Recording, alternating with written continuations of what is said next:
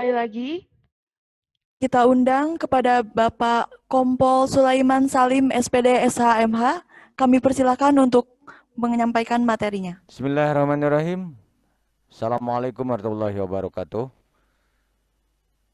Baik, kami sampaikan sesuai dengan surat dari kampus STIE PGRI Sukabumi ke Polres Sukabumi Kota mengenai bahaya radikalisme dan terorisme. Untuk membahas itu, maka kita harus mengetahui apa yang disebut radikalisme. Beberapa definisi banyak menyampaikan para pakar. Salah satunya ada yang menyampaikan bahwa radikalisme adalah paham politik yang menginginkan perubahan dengan cara kekerasan, cepat, ataupun mendasar. Jadi bahwa radikalisme itu ingin satu perubahan dengan secepatnya. Kemudian banyak juga pengertian-pengertian bahwa radikalisme adalah awal juga dari kata radikal yang bisa berarti bahwa sama sekali atau berdasarkan dan menyeluruh, keras, kokoh, maju, dan tajam dalam berpikir. Kemudian ada radikalis, berarti orangnya. Orang yang menginginkan perubahan dan perombakan besar dalam pemerintah. Ini penganut radikalisme.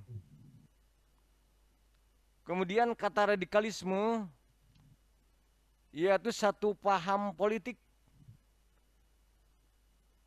kenegaraan yang menghendaki adanya perubahan dan perombakan besar sebagai jalan untuk mencapai taraf kemajuan. Ada teror, yaitu membuat rasa takut yang ditimbulkan oleh orang atau sekelompok. Ada juga yang disebut teroris, orang yang menggunakan kekerasan untuk menimbulkan rasa takut. Terus terorisme ini menggunakan untuk menimbulkan ketakutan dalam mencapai tujuan. Jadi ada teror, teroris, ataupun terorisme. Kalau itu teror, rasa takut. Teroris adalah orangnya. Sementara terorisme adalah cara untuk menggunakan mencapai tujuan dengan cara kekerasan. Ada tipologi kelompok radikal. Jenis kelompoknya radikal gagasan, yaitu kelompok yang secara gagasan radikal namun tidak terlibat dalam kekerasannya. Hanya gagasannya aja. Kemudian ada radikal milisi, yaitu kelompok lapangan yang di lapangan, kelompok radikal dalam bentuk milisia tadi, ikut terlibat dalam konflik komunal, antara lain misalnya seperti milisi Ambon,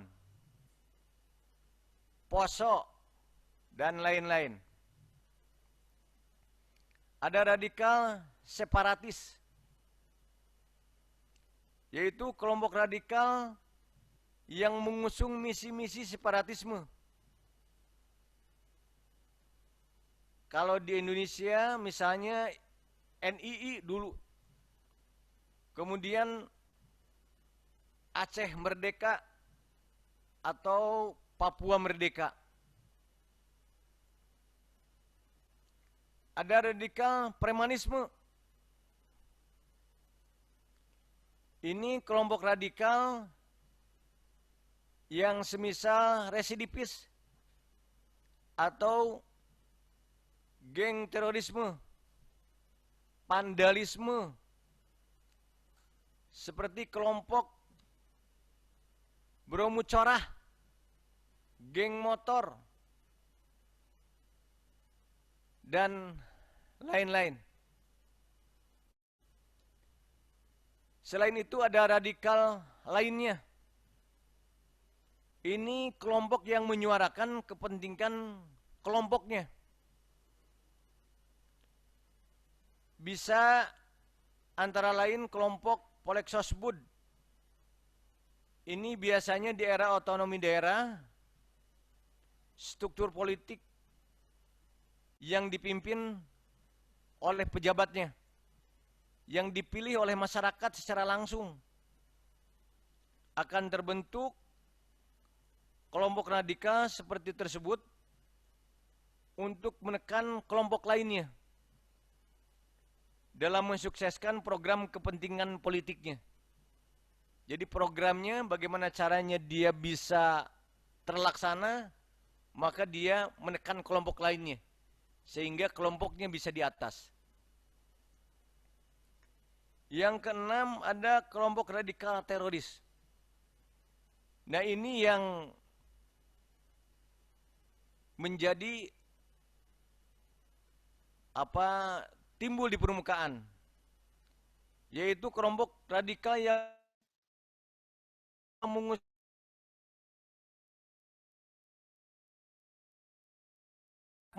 aksi terorisme secara tertutup dan melawan suatu kebijakan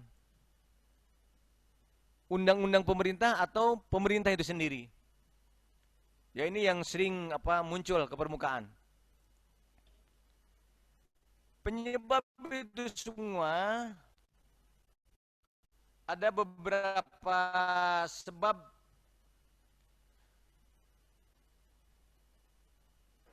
Yang diantaranya ada kolektif frustration atau frustasi kolektif, perasaan kecewa yang dialami secara bersama. Ini frustasi kolektif. Yang selanjutnya ada yang kehilangan harapan, merasa kecewa, punya cita-cita tapi tidak terlaksana. Ini kelompok kedua. Yang kelompok ketiga ada kelompok poverty, merasa beban kemiskinan di tengah pola hidup materialistis yang kian merebak. Yang selanjutnya ada humiliation, merasa terdolimi, merasa tersisih, atau merasa terhina. Yang selanjutnya ada kelompok domination and hegemony, yang adanya pandangan atau perasaan mengenai struktur kekuasaan kekuatan yang sangat mencengkeram kehidupan banyak orang dewasa ini. Ini bisa dimisalkan negara, korporasi, atau elit politik lainnya. Yang selanjutnya ada juga di sosial ekonomi disparasi. Ini ketimpangan atau kesenjangan sosial dan ekonomi yang dirasakan sebagai sistem yang menimbulkan ketidakadilan. Ini diantaranya beberapa penyebab munculnya kelompok radikalisme. Sehingga kita bisa memilah kalau gerakan ini terjadi, misalnya kejadian bom Starbucks yang terakhir. Ini bisa dilihat apa kelompok sosial ekonomi atau yang merasa kecewa terhadap negara, ini bisa dilihat dari dampaknya. Kemudian karakter dari penyebab tadi, karakteristik radikalisme. Sikapnya tidak toleran, tidak mau menghargai pendapat dan keyakinan orang lain, siapapun itu. Walaupun memang saudara, orang tua, kalau tidak sepaham, ya bukan kelompoknya. Sikap fanatik yang selalu merasa benar sendiri, menganggap orang lain salah. Yang selanjutnya ada sikap eksklusif, membedakan antara diri sendiri dengan orang lainnya. Yang selanjutnya ada sikap revolusioner. Ini cenderung menggunakan kekerasan untuk mencapai tujuan. Yang selanjutnya ada sikap memahami teks keagamaan secara tekstual dan parsial. Jadi kalau tidak sepaham dengan pemahaman agamanya, maka rata-rata orang ini menyebut bahwa itu adalah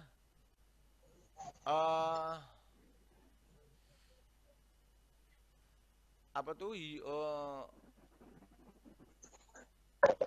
Ya Allah, jadi lupa saya.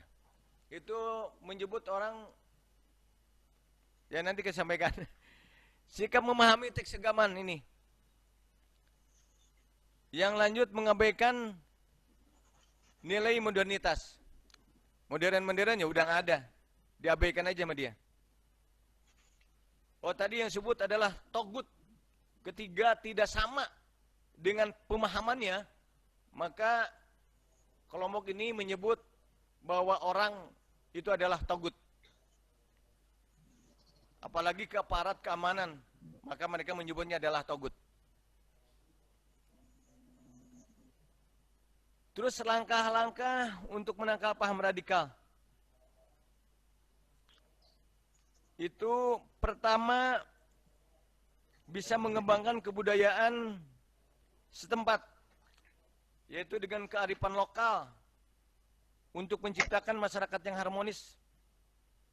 Kalau istilah Sunda, silih asah, silih asih, dan silih asuh. Lanjut bekerja sama dengan pemerintah daerah dan stakeholder untuk meningkatkan program pemerataan ekonomi, keadilan budaya, dan politik agar tidak ada kelompok yang merasa terpinggirkan.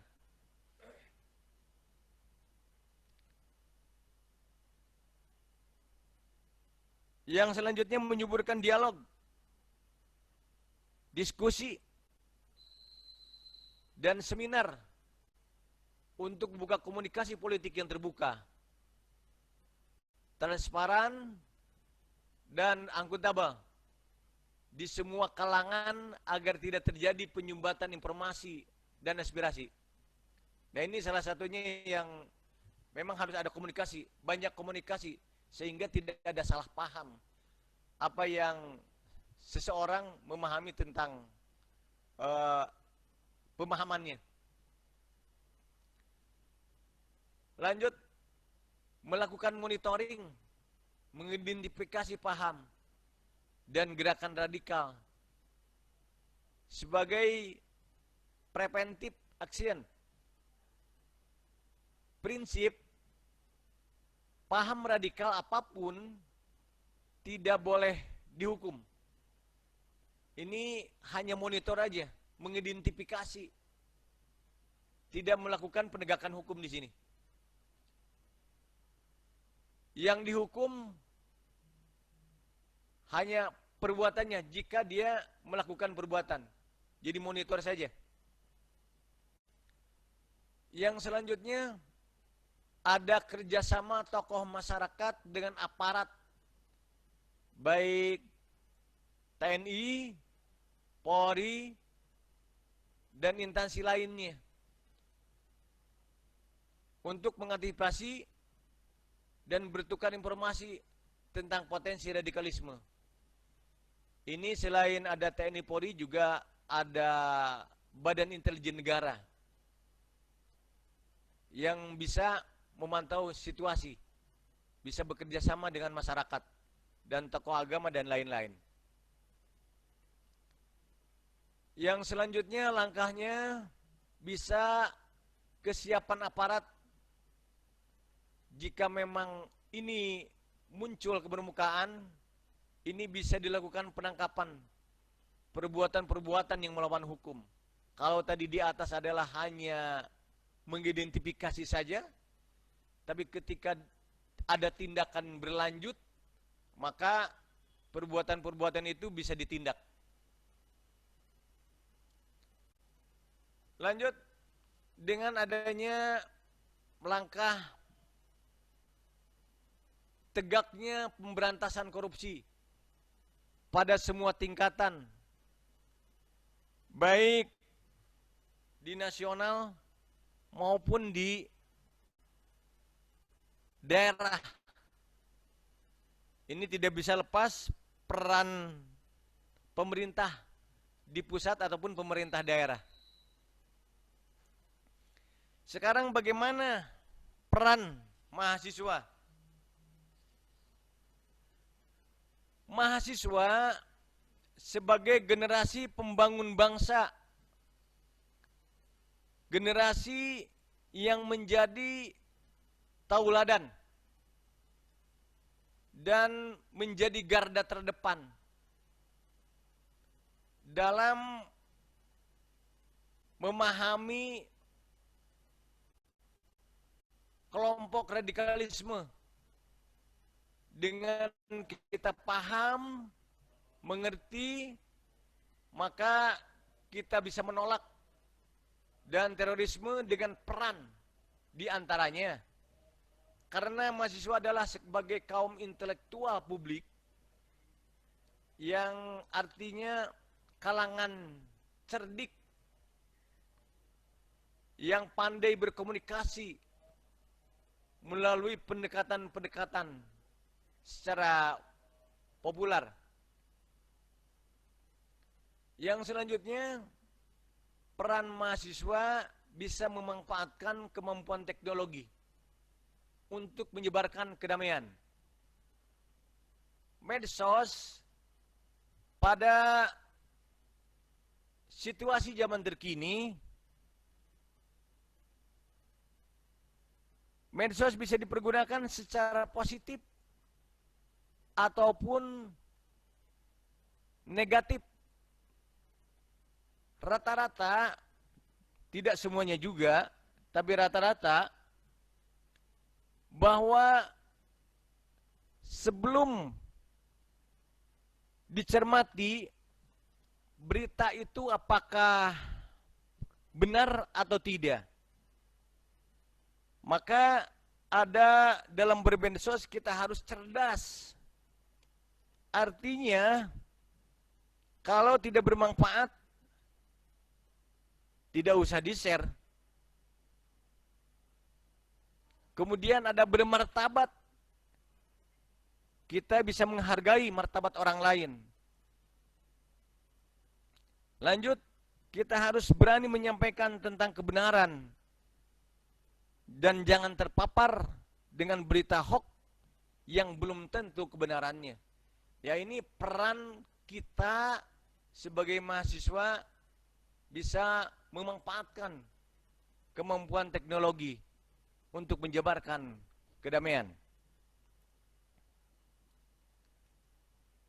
Lanjut, peran mahasiswa juga sebagai pemimpin organisasi kemasyarakatan yang berwawasan kebangsaan. Karena memang mahasiswa kaum terpelajar, kaum terintelek, yang masyarakat pasti melihatnya bahwa mahasiswa adalah pintar dalam segala. Yang ketiga, peran mahasiswa, yang selanjutnya peran mahasiswa dari beberapa tadi yang disampaikan bisa menerapkan nilai idealitas dalam bingkai Pancasila. Beberapa waktu ke belakang, mahasiswa dan di banyak tempat termasuk di Sukabumi ada unjuk rasa damai menyampaikan tentang HIP, haluan ideologi Pancasila. Lanjut, peran mahasiswa juga bisa memelihara kebebasan, berdiri di atas segala golongan, terutama pihak-pihak yang sedang berkonflik.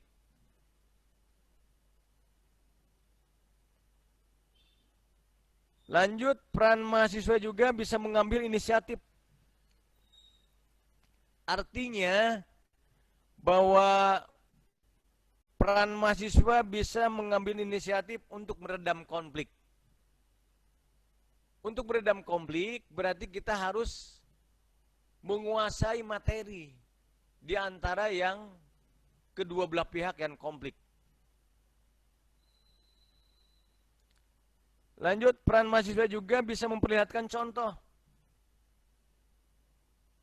Misalnya, dengan menggalang forum-forum yang mengedepankan nilai-nilai kebersamaan. Menggalang forum yang mewadahi tokoh-tokoh masyarakat untuk mematangkan gagasan bersama sehubungan dengan upaya menangkal radikalisme dan terorisme.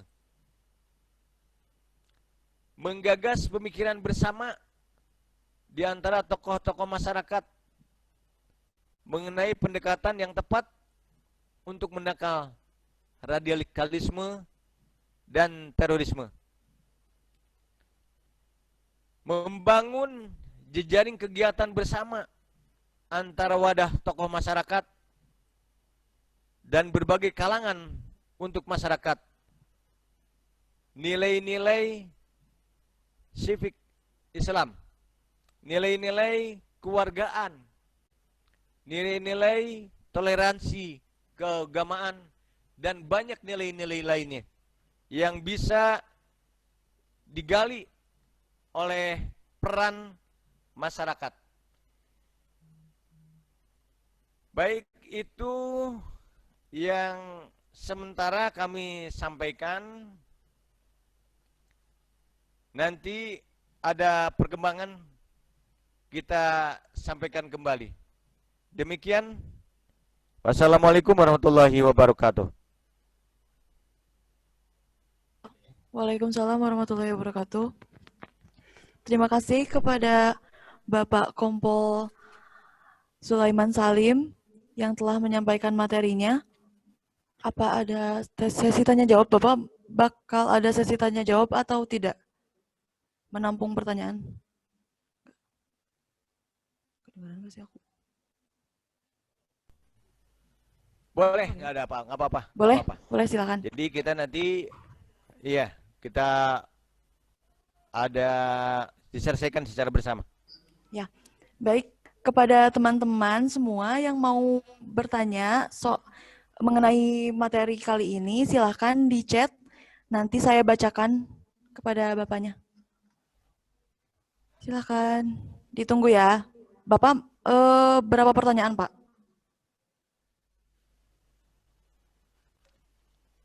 Eh, Cukup 3 kali ya, karena kita juga 3. banyak kegiatan. Sebentar Ya, lagi saya baik. juga ada kon dengan Mabes Polri. Oh ya, baik, Pak. Ya, silahkan untuk 3 pertanyaan ditunggu, teman-teman.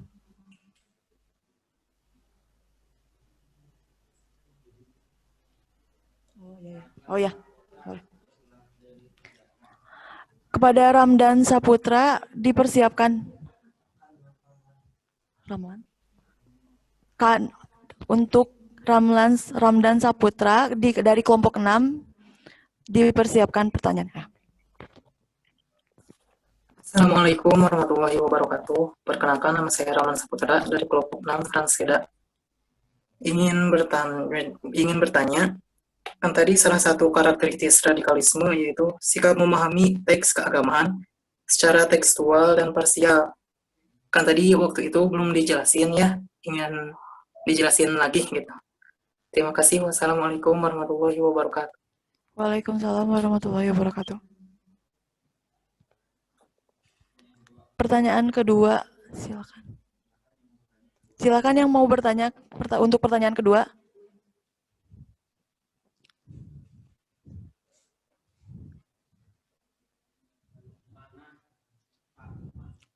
Dari kelompok 5 atas nama Manah. Sari Amanah. Silakan dipersiapkan.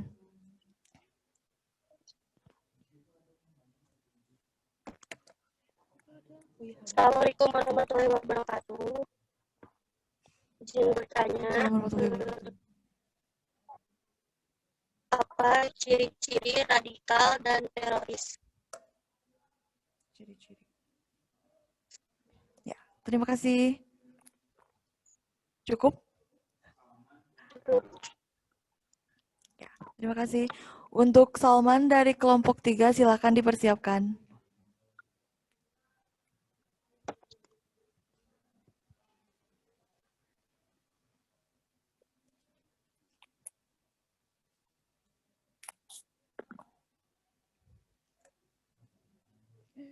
Jaringannya, Pak.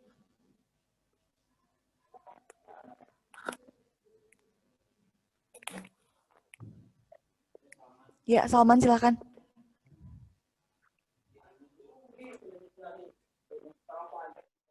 Udah di-unmute tapi kayaknya belum.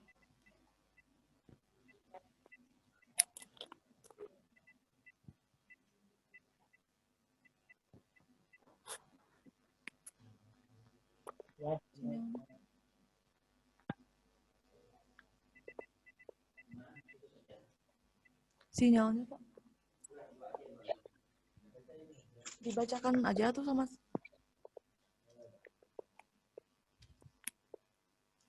Baik, sebenarnya sudah ada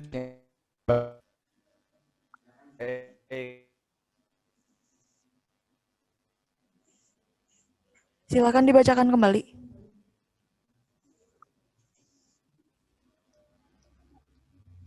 dari Assalamualaikum, saya Ramlan Saputra dari kelompok 6. Ingin bertanya, kan salah satu karakteristik radikalisme yaitu sikap memahami teks keagamaan secara tekstual dan parsila. Bisa dijelaskan, Pak? Terima kasih. Wassalamualaikum. Baik, bahwa paham radikalisme, apa yang dipahaminya itu kalau tidak sepaham dengan yang lain, maka yang mempunyai paham radikal ini bahwa orang lain tidak salah.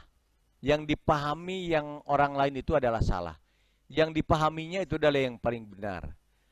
Sehingga apapun penyampaian, apapun pendapat dari yang tidak sepaham dengan dirinya tetap salah. Beda dengan apa namanya, kalau ada majelis, misalnya di kita majelis ulama kalau di Indonesia, itu kan ada dari beberapa organisasi di situ, misalnya ada dari NU-nya, ada dari Muhammadiyah dan lain-lain. Kemudian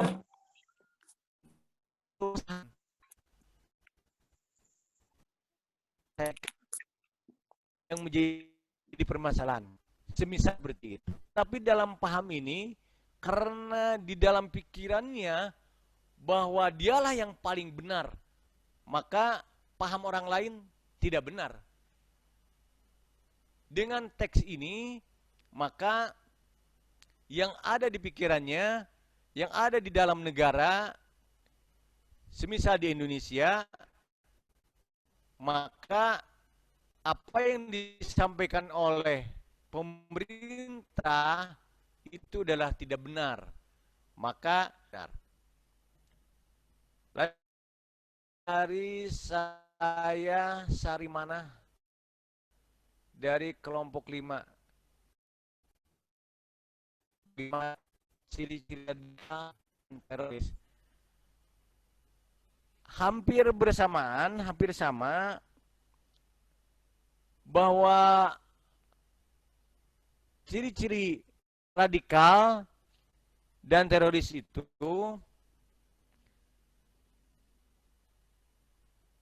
ini orang yang ingin melaksanakan perubahan secara secara secepatnya. Tidak ada proses. Perubahan ini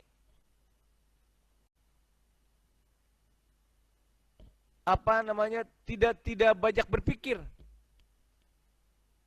Semua sama sekali bahwa ketika tidak sesuai dengan pikirannya, maka secara kekerasan yang harus ditegakkan karena ingin cepat.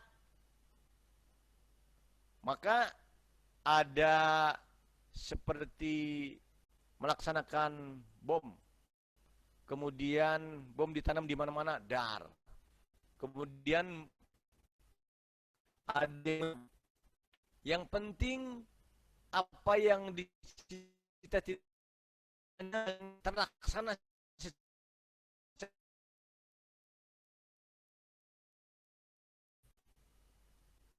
Teroris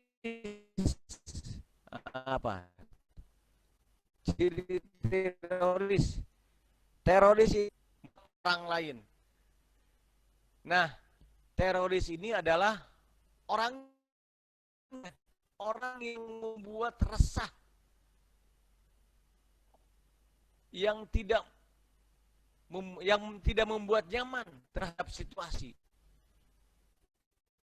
Kalau tadi adalah radikal, juga sama perbuatannya pingin juga orangnya samaan, cuman ini adalah yang membuat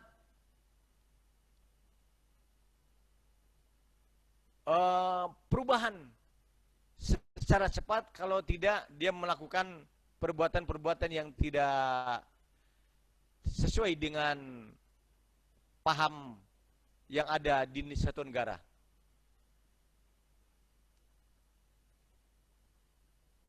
Kemudian ada, perkenalkan nama saya Delpa Harika dari kelompok 2. Saya ingin bertanya bagaimana cara mengulangi teroris agar tidak dapat meresahkan banyak warga masyarakat sekitar. Tadi sudah disampaikan beberapa kali dan di awal bahwa kita sebagai mahasiswa bisa berperan dengan bekerja sama dengan tokoh masyarakat, dengan mengambil kebudayaan setempat, kearifan lokal, kita dekati mereka. Ada yang tadi disampaikan, harus silih asa, silih asi, silih asuh. Peran ini juga kami laksanakan. Beberapa teman kita yang sudah masuk ke dalam kelompok itu, yang teman-temannya sudah meninggal dunia, seperti di Kuningan, di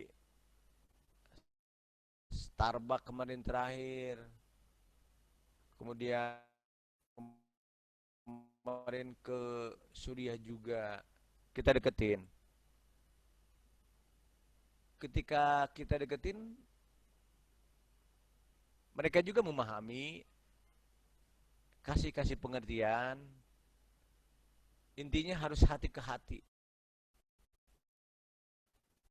Karena pemahaman mereka pun bahasa juga. Sehingga pahamnya lah, paham orang lainnya yang paling benar. Ini banyak kenalan kepolisian yang memang mereka agak